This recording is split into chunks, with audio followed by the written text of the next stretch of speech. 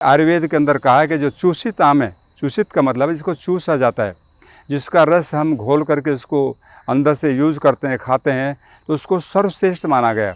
वो सुपाच्य होता है, उसके खाने से शरीर के अंदर भारीपन नहीं आता। लेकिन जो कलमी आम होते हैं वो भारीपन को पैदा करते हैं। टेस्टी तो होते हैं, साथ में उनके अंदर बहुत ग्लूकोज की मात्रा भी होती है। तो ऐसी अवस्था में जो चूसने वाले आम हैं उनको बहुत अच्छा माना गया।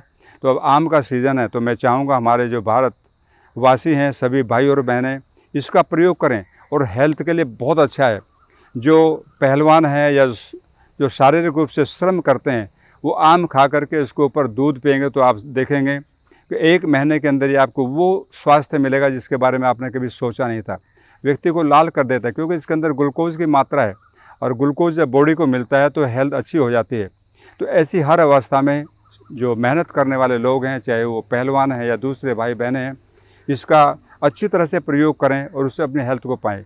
इसके अंदर कुछ ऐसी चीज़ें पाई जाती है, विटामिन ए होता है आम के अंदर, जो आँखों के लिए बहुत अच्छा है। तो जिन भाई बहनों को नेत्रों में कोई प्रॉब्लम है या हम हेल्दी रखना चाहते हैं अपनी आँखों को, तो ऐसी अवस्था में हम आम का प्रयोग करें, और आम का उतना प्रयोग करें जितना हम उसको पचा सकते हैं, क्योंकि ज़्यादा उसको खाने के पश्चात फिर ये कॉन्स्टिपेशन को जन्म देता है।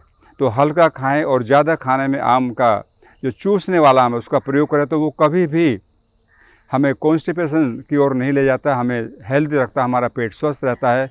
आपने एक लोकोक्ति सुनी होगी, आम के आम और गुठली के दाम। मैं कई बार पूछता हूँ लोगों से, मैं इसका अर्थ बताओ, वो बताते हैं जी हमें तो इसका पता नहीं है। मैंने कहा आपको बताना चाहिए, इसका पता भी होना चाहिए, क्योंकि आम के आम और गुठली के दाम का मतलब है कि इसके जो रस है उससे ज़्यादा कीमती इसकी गुठली होती है। मैं कहा करता हूँ कि आप 1-1.5 किलो गुठली ले लीजिए आम की, उसे साफ़ करके और कुकर में भर दीजिए, उसके अंदर थोड़ा पानी डालें, उसमें 10-15 सीटी लगाओ, और सीटी लगाने के पश्चात वो गल जाएगी, उसको रख दे। जब ठंडा हो जाए तो निकाल करके उसमें से उसकी बीज निकाल लीजिए, जो गिरी जिसको बोलते हैं, और निकाल करके सुखा कर रखें। ये हार्ट के लिए बहुत अच्छा है। जिस आम को खा करके हम बीज फेंक देते हैं, हमारा जो हृदय है, हार्ट है, उसके लिए बहुत उपयोगी है। तो आप इसका सेवन कर सकते हैं, इसको सुखा कर रख लीजिए। और जब आप गुजरात में जाएंगे तो वहाँ देखेंगे आपको भोजन के बाद में एक मुखवास दिया जाता है, तो उसके अंदर ये भी होता है। तो गुजराती बहुत ज़्यादा प्रेमी है आम का, आम भी खाता है और उसकी गुठली को भी सुरक्षित रखता है। तो ऐसी अवस्था में हमारा जो डाइजेशन अच्छा होता है, डायबिटीज़ के लिए बहुत अच्छा है। और हर अवस्था में हम इसका, जहाँ आम का प्रयोग करते हैं वहीं पर इसके बीज का भी प्रयोग करें, जिससे हम हृदय से अच्छे रहें, गैस्ट्रिक ट्रबल इन सब से बचें। और ये कसेला होता है, जो चीज़ें कसेली होती हैं वो, जैसे हमारा थायराइड है उसके लिए बहुत अच्छी हैं, या जो अंग हमारे फैल जाते हैं उनको सिकोड़ती है।